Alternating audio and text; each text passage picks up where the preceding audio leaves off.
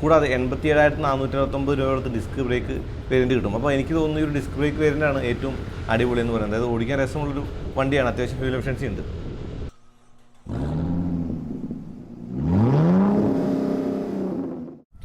TVSൻ്റെ പുതിയ കമ്മ്യൂട്ടർ ബൈക്കാണ് റൈഡർ. ഇപ്പോൾ ഫ്യൂൽ എഫിഷ്യൻസിയും പെർഫോമൻസൊക്കെ ഒത്തുചേർന്ന ചില വണ്ടികളൊക്കെ ഉണ്ടല്ലോ, ആ കൂട്ടത്തിൽ പെടുത്താവുന്ന ഒരു വണ്ടിയാണ് റൈഡർ. അപ്പോൾ ഈ റൈഡറിനെ TVS പറയുന്നത് വിക്ഡ് എന്നാണ്. അതായത് ഒരു അസ്വാഭാവികത TVS ഈ വണ്ടി കാണുന്നുണ്ട്. TVS കണ്ട അതേ അസ്വാഭാവികത നമ്മളും കണ്ടു. അതായത് ഒരുപാട് വ്യത്യസ്തതകളുള്ള ഒരു കമ്പ്യൂട്ടർ ബൈക്കാണത്. ഒരു 125cc കമ്പ്യൂട്ടർ ബൈക്ക്. അപ്പോൾ എന്തായാലും നമുക്ക് ഈ റൈഡറിൻ്റെ വിശദാംശങ്ങളിലേക്ക് പോകാം. വണ്ടിപ്രാന്തൻ്റെ പുതിയ വീഡിയോയിലേക്ക് എല്ലാവർക്കും സ്വാഗതം. അപ്പോൾ TVS ബൈക്കുകളിലാണെങ്കിലും സ്കൂട്ടറുകളാണെങ്കിലും അതിൻ്റെ ഒരു പ്രത്യേകത എന്ന് പറയുന്നത് ആ ഒരു പവറും പെർഫോമൻസും ഫ്യൂൽ എഫിഷ്യൻസും ഒക്കെ തന്നെയാണ്. എന്തായാലും റൈഡറിൻ്റെ കാര്യങ്ങളൊക്കെ പറയാം. ഇപ്പോൾ ഈ റൈഡറിൻ്റെ ഒരു പ്രത്യേകത എന്ന് പറയുന്നത് ഇതിൻ്റെ ആ ഒരു രൂപം തന്നെയാണ്. അതായത് അസ്വാഭാവികമായിട്ടുള്ള രൂപം, TVS പറയുന്ന പോലെ വിക്ഡ്. ഈ ഒരു TVS റൈഡറിൻ്റെ അസ്വാഭാവികതയെ കുറിച്ച് പറയുമ്പോൾ ഹെഡ്ലാമ്പിൻ്റെ കാര്യം ആദ്യം പറയാം. ഹെഡ്ലാമ്പിൻ്റെ കാര്യം പറയുമ്പോൾ തന്നെ ആ ഒരു DRലും 3 പോഡുകളുള്ള ഹെഡ്ലാമ്പ്, അതായത് ഒരു മനുഷ്യൻ്റെ മുഖത്തോട് ഉപയോഗിക്കാവുന്ന ഒരു ഹെഡ്ലാമ്പെന്ന് തോന്നി. ശരിക്കും ഇതൊരു മനുഷ്യൻ്റെ ഫേസിനോട് ഉപയോഗിക്കാൻ പറ്റുമോ? ഇല്ലല്ലേ. ഒരു അന്യഗ്രഹ ജീവിയുടെ ഫേസിനോട് ഉപയോഗിക്കാവുന്ന ഒരു ഫേസ് എന്ന് പറയാം. കൂടാതെ ഈ ഒരു ഫ്ലാഗിൻ്റെ ആ ഒരു കാര്യങ്ങളിലെ ഇരുവശങ്ങളിലും ഹെഡ്ലാമ്പിൻ്റെ ഇരുവശങ്ങളിലും ബോഡി കളറുണ്ട്. കൂടാതെ ആ ഒരു മഡ് ഗാർഡിനും ബോഡി കളറുണ്ട്. താഴെയായിട്ട് ആ ഒരു പെറ്റൽ ഡിസ്കിൻ്റെ ഡിസൈൻ കാണാം. ഇനി ഇതൊരു 80 പ്രൊഫൈൽ വീലാണ്. നല്ല ഭംഗിയുള്ള അലോയ് ഡിസൈൻ കാണാം. അപ്പോൾ TVSൻ്റെ തനതായിട്ടുള്ള ഒരു അലോയ് ഡിസൈൻ തന്നെയാണ്. ഇനി ആ ഒരു എഞ്ചിൻ്റെ താഴെയുള്ള ഒരു കൗള് കണ്ടില്ലേ. അപ്പോൾ ആ ഒരു എഞ്ചിൻ്റെ രൂപവും ഫിൻസൊക്കെ തന്നെ പുതിയ ഒരു കാര്യമായിട്ട് കാണാം. അതായത് ഇതൊക്കെ തന്നെ പുതിയൊരു ഡിസൈൻ എലമെൻ്റായിട്ട് തോന്നി. ഇനി ഈ ഒരു ഡിസൈൻ കണ്ടോ. കൂടാതെ TVS ഇൻ്റലിഗോ എന്നുള്ള ആ ഒരു സ്റ്റിക്കർ കൂടി കാണാം. അതായത് ഓട്ടോ സ്റ്റാർട്ട് സ്റ്റോപ്പും കൂടാതെ ഈ ഒരു സ്റ്റാർട്ടിംഗ് സിസ്റ്റമൊക്കെ തന്നെയാണ് ആ ഒരു ഇൻ്റലിഗോയുടെ ഭാഗമായിട്ടുള്ളത്. ഇനി ഈ ഒരു എക്സോസ് പൈപ്പിനും ആ ഒരു സിൽവർ ഇൻസേർട്ട് ഉണ്ട്. ഒരുപാട് കളറുകളുള്ള ഒരു ബൈക്കാണ് ഈ ഒരു റൈഡർ എന്ന് പറയാം. ആ ഒരു TVSൻ്റെ സിമ്മിൽ മുന്നിലായിട്ട് കാണാം. അതൊരു പിയാനോ ബ്ലാക്ക് ഫിനിഷിലാണ്. കൂടാതെ ബോഡി കളറുണ്ട്. ഒരു പ്ലാസ്റ്റിക് കാണാം. അത്യാവശ്യം ഒരു ക്വാളിറ്റിയുള്ള പ്ലാസ്റ്റിക് എന്ന് പറയാൻ പറ്റുള്ളൂ. കൂടുതൽ കാര്യങ്ങളൊന്നുമില്ല. ഇനി റൈഡറിൻ്റെ ലോഗോ ഉണ്ടോ, ഇതും ഒരു ഇത്തിരി വിക്ഡാണെന്ന് കാണാം. ഇതിൻ്റെ മുന്നിൽ ഡിസ്കും പിന്നിൽ ഡ്രം ബ്രേക്കുമാണ്. കൂടാതെ ഈ ഒരു കോമ്പി ബ്രേക്കിൻ്റെ സിസ്റ്റത്തിൻ്റെ കേബിളൂടെ കാണാം. അതായത് ബാക്ക് ബ്രേക്ക് പിടിക്കുമ്പോൾ ഫ്രണ്ട് ബ്രേക്ക് കൂടി അപ്ലൈ ആകും. അത് ഇത്തിരി ക്ലെവറാണ്. അത് ക്ലെവറാണെന്ന് പറയാനുള്ള കാര്യമെന്ന് പറയുന്നത് ആ ഒരു മെക്കാനിസം കണ്ടില്ലേ. ഞാൻ ബാക്കിലെ ബ്രേക്കൊന്ന് ചവിട്ടാം കേട്ടോ. പക്ഷേ ആ ഒരു ബൈറ്റ് പോയിൻ്റ് എന്ന് പറയുന്നത് നമ്മൾ അമർത്തി പിടിക്കുമ്പോൾ തന്നെ കിട്ടുന്നുള്ളൂ കേട്ടോ. ഒരുപാട് ബൈറ്റില്ല ഫ്രണ്ടിലേക്ക്. അതൊരു സേഫ്റ്റിയുടെ കാര്യമാണ്. കാരണം ഫ്രണ്ടിലെ ബ്രേക്ക് ലോക്കാവാൻ പാടില്ലോ. ഇനി ചെറിയ ചെറിയ എലമെൻറ്റുകളൊക്കെ കാണാം കേട്ടോ. ഇപ്പോൾ സ്പോർട്സ് ബൈക്കല്ലല്ലോ, ഒരു കമ്മ്യൂട്ടർ ബൈക്കല്ലേ. ആ ഒരു കമ്മ്യൂട്ടർ ബൈക്കിൻ്റെ ആ ഒരു കാര്യങ്ങളോട് നീതി പുലർത്തുന്നൊരു ഗ്രാബ് റെയിലും ഈ വണ്ടിക്കുണ്ട്. ഈ മുന്നിൽ ഹെഡ്ലാമ്പിൻ്റെ മുകളിലായിട്ടാണ് ഇൻഡിക്കേറ്റർ. അതും ഒരു അസ്വാഭാവികതയുള്ള കാര്യമാണ്. കാരണം താഴെയായിട്ടാണ് കൊടുക്കാറുള്ളതൊക്കെ. ഇനി ഈ ഒരു ലിവറുകളൊക്കെ തന്നെ അലുമിനിയം ഫിനിഷിലാണ്. അപ്പോൾ പിയാനോ ബ്ലാക്ക് ഫിനിഷും ബോഡി കളറും കൂടാതെ ആ ഒരു പ്ലാസ്റ്റിക്കൊക്കെ കൂടുതലുണ്ട്. ഒരുപാട് എലമെൻറ്റുകളുടെ വണ്ടി എന്നൊരു TVSൻ്റെ റൈഡറിനെ പറയാം. ഇനി ഡിസൈൻ എലമെൻറ്റുകളുടെ കാര്യം പറയണം. അതായത് ഡിസൈൻ്റെ ഒരു കട്ടിങ് ആണല്ലേ. ഇതൊന്നും ഒരു പുതുമയായിട്ടല്ല പറയുന്നത്, പക്ഷേ അധികം കാണാത്ത തരത്തിലുള്ള ഒരു ഡിസൈനാണെന്ന് പറയാം.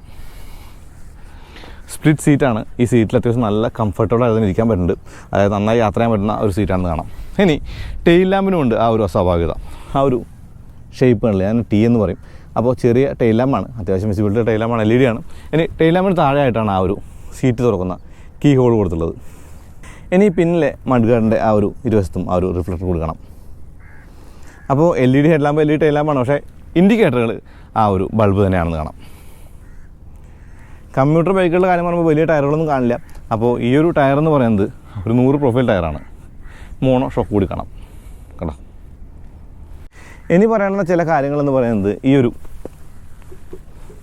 സാരി കിടന്ന് കുളിക്കാൻ നമ്മൾ ആ ഒരു സേഫ്റ്റിക്ക് വേണ്ടി വയ്ക്കുന്ന ഒരു നെറ്റാണ്, അല്ലെങ്കിൽ ഗ്രില്ലാണ്. താഴെയായിട്ട് ആ ഒരു ചെയിൻ ഗാർഡ് കാണാം. അപ്പോൾ സ്പോർട്സ് ബൈക്കുകൾക്ക് സമാനമായിട്ടുള്ള ഒരുപാട് കാര്യങ്ങളുണ്ട്. അതിന് ഉദാഹരണമായിട്ട് ഈ ഒരു അലുമിനിയം ഫുഡ് പെക്സ് പറയാം.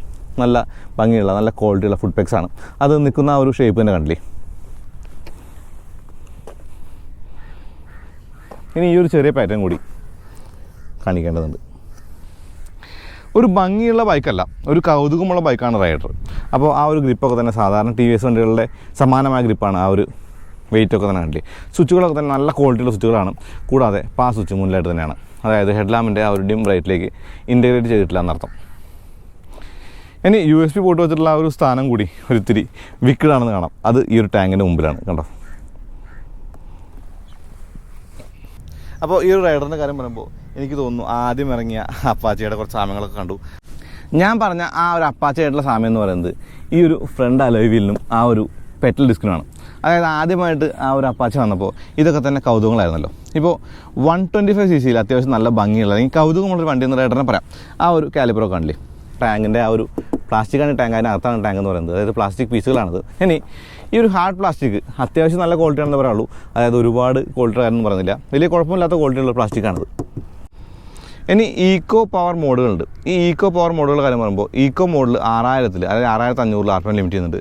പക്ഷേ പവർ മോഡിൽ അത് 9000 10,000 ആ ഒരു RPM ലിമിറ്റിലാണ്. ഇനി ഈ ഒരു ഈക്കോ മോഡിൽ മാത്രമേ ഇൻ്റലിഗോയുടെ കാര്യങ്ങൾ വർക്ക് ചെയ്യുന്നുള്ളൂ, അതായത് സ്റ്റാർട്ട് സ്റ്റോപ്പൊക്കെ. ഇനി ഈ ഒരു മീറ്റർ കൺസോൾ എന്ന് പറയുന്നത് വളരെ ലളിതമായ ഒരു മീറ്റർ കൺസോളാണ്.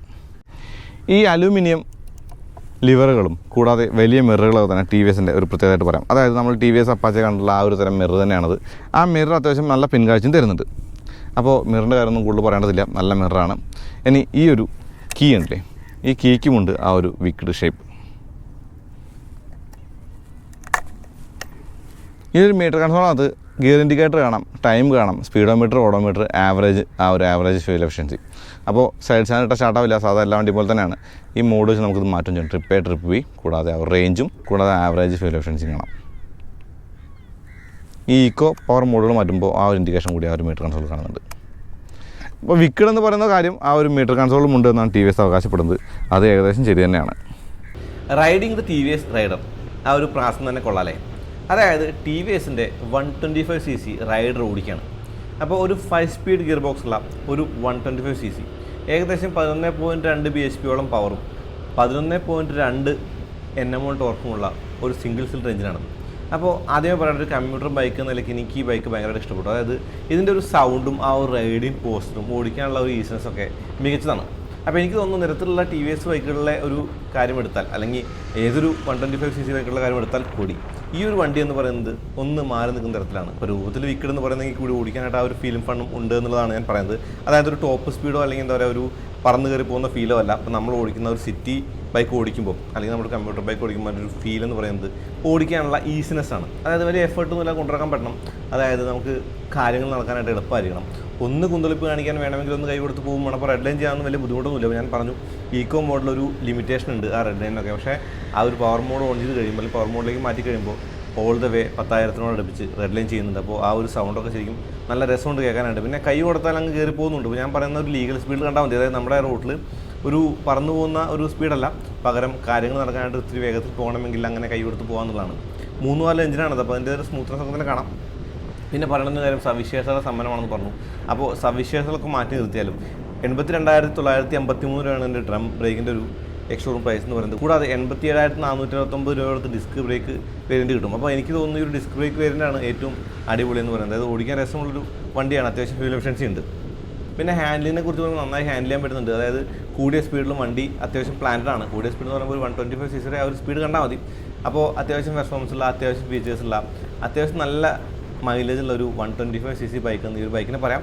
ഇരിക്കുന്ന പൊസിഷനും കാണുമ്പോഴുള്ള ആളുകളുടെ കൗതുകം തന്നെയാണ് ഈ വണ്ടി മറ്റുള്ള ബൈക്കുകളിൽ നിന്ന് വ്യത്യസ്തമാക്കുന്നത്. അപ്പോൾ ഒരു 125 ബൈക്കാണ് നോക്കുന്നത്, 125cc ബൈക്കാണ് നോക്കുന്നത്.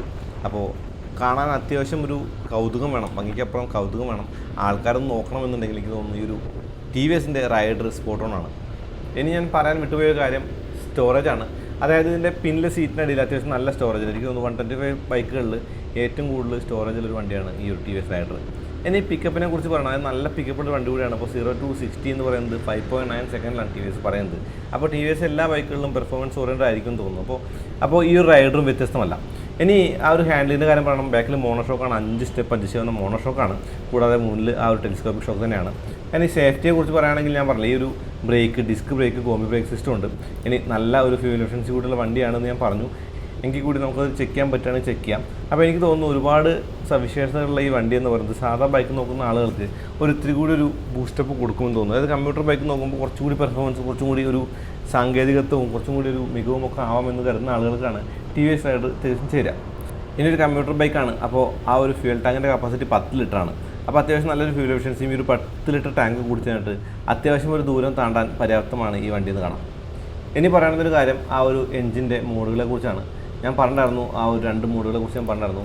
അതായത് ഇപ്പോൾ നമ്മുടെ മൂഡിനനുസരിച്ച് ആ ഒരു മോഡ് ചേഞ്ച് ചെയ്യാമെന്നാണ് പ്രാസം പിടിച്ച് പറഞ്ഞാൽ പറയാൻ പറ്റുക. ഈക്കോ അല്ലെങ്കിൽ പവർ മോഡുകളാണ്. അപ്പോൾ ഈക്കോ എന്ന് പറയുന്നത് കൂടുതൽ മൈലേജിനും, പവർ എന്ന് പറയുന്നത് കൂടുതൽ പിക്കപ്പിനും ടോപ്പ് സ്പീഡിനും വേണ്ടിയിട്ടാണ്. അപ്പോൾ 2 റൈഡിങ് മോഡുകളും സവിശേഷതകളും അല്ലെങ്കിൽ എന്താ പറയുക ഓടിക്കാനുള്ള സുഖവും ഒക്കെ തന്നെയാണ് TVS റൈഡറിൻ്റെ പ്രത്യേകത എന്ന് ഞാൻ പറഞ്ഞു. അപ്പോൾ അത്രേ പറയുന്നുള്ളൂ. അപ്പോൾ അതേപോലെ ഈ ഒരു വീഡിയോ ഉപയോഗപ്പെട്ടെന്ന് തന്നെ കരുതണം. അങ്ങനെ ചാനൽ സബ്സ്ക്രൈബ് ചെയ്യാൻ മറക്കരുത്. പിന്നെ ബെല്ലേക്കൂടി ക്ലിക്ക് ചെയ്യുക, എന്നാൽ നോട്ടിഫിക്കേഷൻ ലഭിക്കുന്നത്. ഇൻസ്റ്റാഗ്രാം പേജ്, ഫേസ്ബുക്ക് ലൈക്ക് ചെയ്യുക, ഫോളോ ചെയ്യുക. നിങ്ങളുടെ ലൈക്ക് ഷെയർ നമ്മുടെ ഇന്ധനം അറിയാലോ. അപ്പോൾ അടുത്ത വീഡിയോ വീണ്ടും വരാം. അതിലേക്ക് നന്ദി, നമസ്കാരം.